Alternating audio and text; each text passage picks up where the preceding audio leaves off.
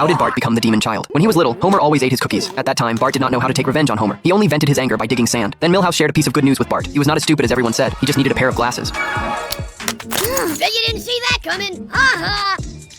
Ha ha. I've never said that before. It's beautiful.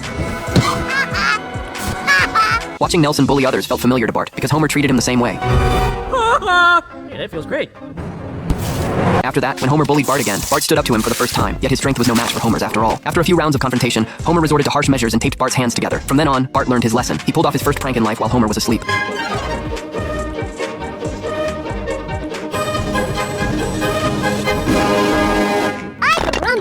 What? No!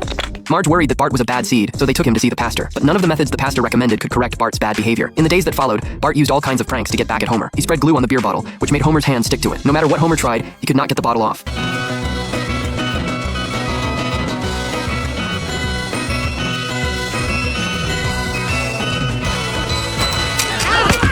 Seeing that Bart was getting more and more skilled at pranks, Marge took him to a psychologist. After reading Bart's file, the psychologist decided to have social workers take Bart away. They would come to the Simpson house the next day in a van disguised as an ice cream truck. When Marge disagreed, the psychologist said they had to rescue Bart from his terrible environment because Homer usually locked Bart in a cage. Before leaving the consulting room, the psychologist gave Bart some candy, which was actually medicine, and Bart had just taken a year's worth of dosage. Learning that social workers were coming to take their child away, Homer was extremely anxious. That night, he had a nightmare in which Bart was sent to a juvenile detention center full of young bullies. When the guards were not looking, Homer quietly climbed over the wall into the detention center, bent the bars of Bart's cell, and successfully rescued him.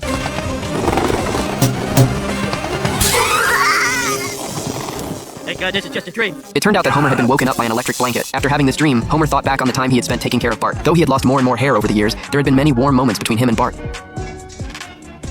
I gotta save him. To prevent the social workers from taking Bart away, Homer took him on the run. He bought a box of donuts. When only one donut was left, Homer finally noticed Bart drooling. He pulled over and handed the last donut to Bart. Thanks, man. Aw, being a father is finally worth it.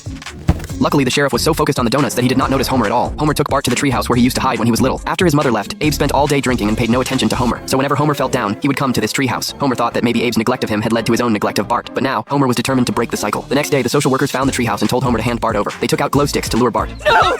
No! Then they offered Bart an ice cream-flavored psychiatric drug, but Homer stopped him just in time. After taking the medicine himself, Homer suddenly had a clear mind. He even remembered Marge's birthday. With his newfound clarity, Homer explained to the social workers that Bart was not a bad kid. It was just that his parenting methods had been wrong. Just then, Marge arrived in her car. Let them go! Sorry, Marge. I have a court order that says otherwise. Homer told the psychologist that he had woken up to his mistakes and that he actually loved Bart very much. After eating an empathy cookie, the psychologist decided to give Homer a chance. He took out a whiteboard and asked Bart to write down his true feelings. Oh! Woohoo! We're done here.